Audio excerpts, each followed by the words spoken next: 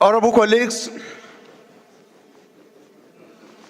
I'm pleased to announce that today, the 11th of October, the House joins the global community in commemorating the International Day of the Girl Child.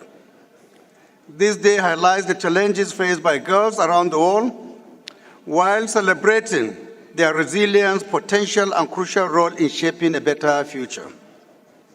In recognition of this special occasion, we have the privilege of welcoming girls from public secondary schools across the Federal Capital Territory who are present today to observe our proceedings.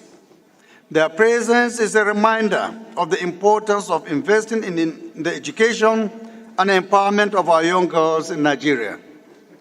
Furthermore, the House is proud to introduce Ms. Isabel Anani, our speaker for the day. Isabel is a remarkable young leader and a girl advocate for gender equality. She is also the youngest member of the Technical Working Group for Adolescent Health and Well-being in Nigeria, as well as a UNICEF Young Influencer. Isabel was chosen for this prestigious role after emerging first among candidates across Nigeria following an open call and a rigorous interview process. Throughout the day, she will shadow the Right Honorable Speaker, both during today's plenary session and in meetings, as part of our effort to empower young leaders. In the spirit of this celebration, I call on all honorable members to join me in a round of applause for Isabel and for all Nigerian girls who continue to demonstrate immense strength, ambition, and determination in overcoming barriers. Thank you very much. Ms. Isabel, is she around? Please proceed.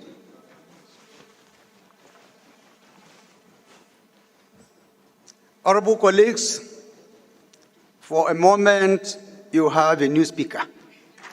And I urge you to give her all your support and cooperation while she presides. Welcome, Ms. Isabel, to the Green Chamber and to the executive seat. I advocate for you. Congratulations. You may sit down.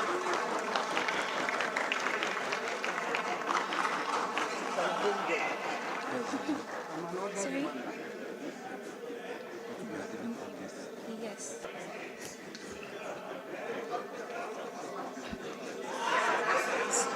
You may please sit down.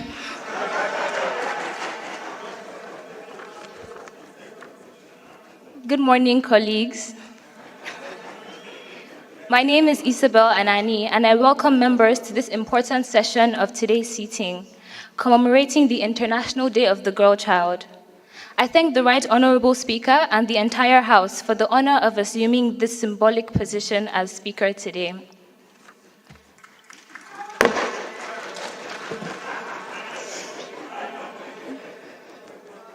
Without wasting much time, I call for the first motion of the day to be moved by Honorable Kafilat Ogbara, Chairman, House Committee on Women Affairs and Social Development.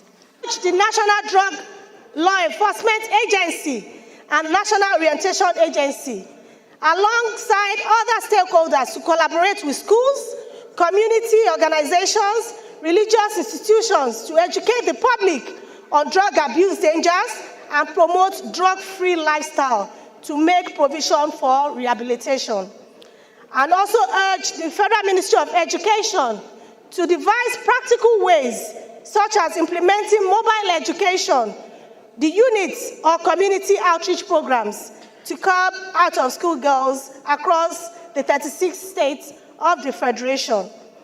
That the National Assembly to see to the amendment of the Child Rights Act to provide protection for sexually abused children and provide necessary legislative support in terms of budgetary approvals to the concerned ministries in this regard, and also see to the domestication of the Child Rights Act throughout the nation through the Conference of Speakers.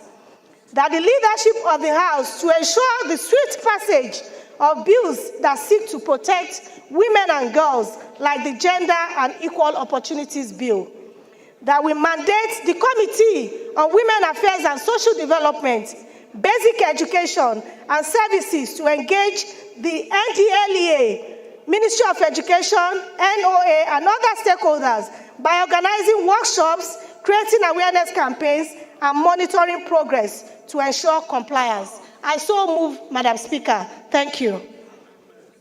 For any seconder. Madam Speaker, my name is Akitunde Rotimi Jr. I represent the good people of Ekiti North 1 Federal Constituency, which comprises Ikole and Oye local governments. I'm honored to stand to second this motion. I have two daughters who I believe are very inspired by the Right Honorable Speaker today. I rise to second the motion. Thank you very much. Those in favor of the motion say aye. Those against say nay. The ayes have it.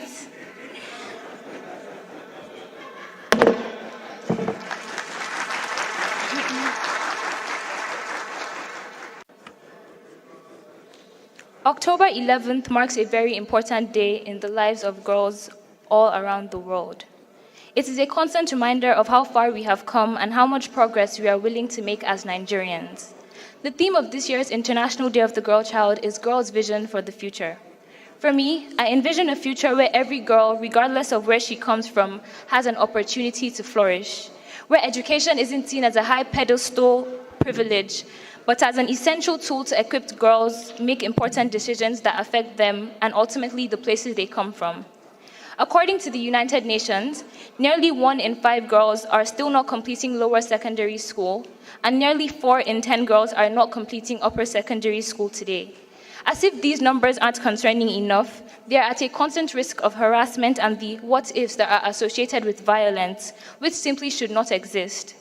I want a future where we don't have to combat all the overwhelming experiences of childhood and adolescence alone, where girls aren't discriminated because of their bodily functions and are encouraged when they want to take the mantle in places like politics and STEM, and feel safe and feel like they are wanted.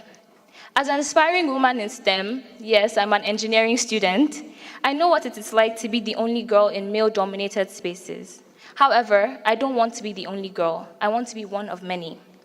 I want a future where the healthcare system for girls isn't discriminated against due to the sociocultural factors that so wrongfully exist. Girls are breaking boundaries, regardless of the stereotypes and exclusion, which include the marginalization and living with disabilities. And they are doing so regardless of what society says. I've been able to be on the ends of both tables, fortunately. I've been in rooms like this, with change makers, advocates, and leaders who are ardent about change, through my work in advocacy with Plan International. That side looks hopeful and bright, as the advocates and leaders are willing to make this change. The other end is where I have heart-to-hearts with my friends and people around me who think that they cannot be anything compared to their male counterparts. That end is gloomy and bland. Now more than ever, we need girls to combat problems of climate change, political conflict, economic degeneration, diseases, and global unrest. We need to ensure that for every girl, there is access to healthcare that protects her and understands her needs, access to quality education that enables her to reach her potential, safety from violence and harmful practices that affect her physically, emotionally, and mentally. How can she dream when she is worried about what her next meal might be? How does she take charge if she lives in constant fear? Most importantly, Order, please. Most importantly, she needs support because we all have a role to play.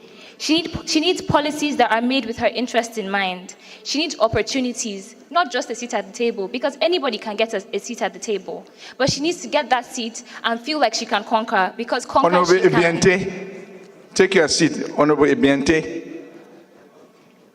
And we have to understand that in our call for action, firstly, there needs to be engagement.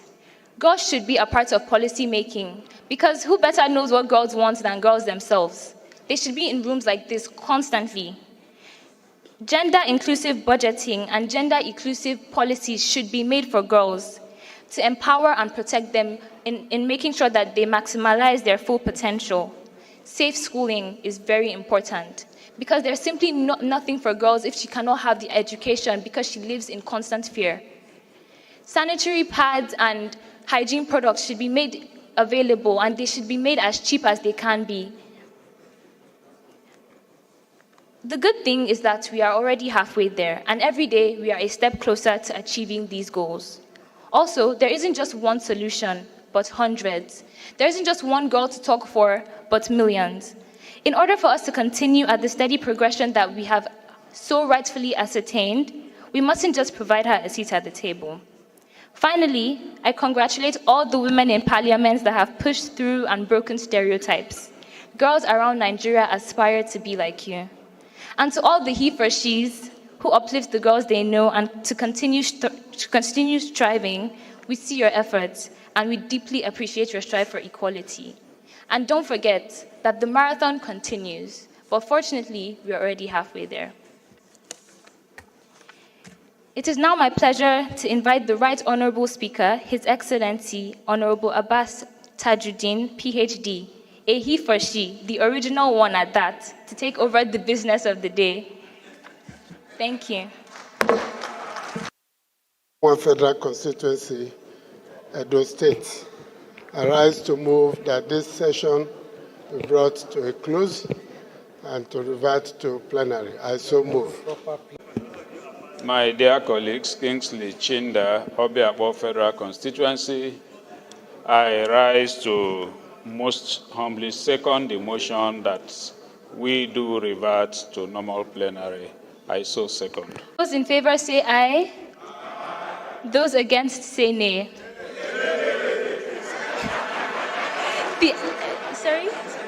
The ayes have it.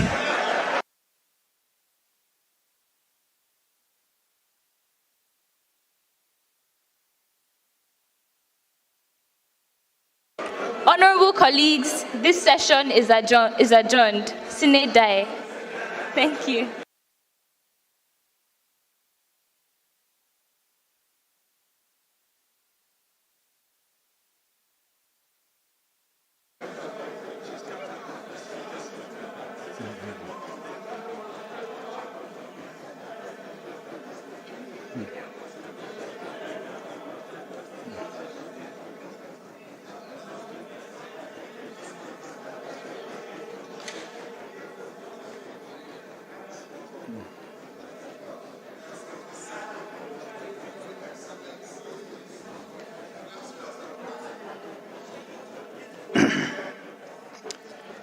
Honorable colleagues, it's my pleasure to recognize Honorable Ali Jesse to move his petition, please. You're daring me. You know me now.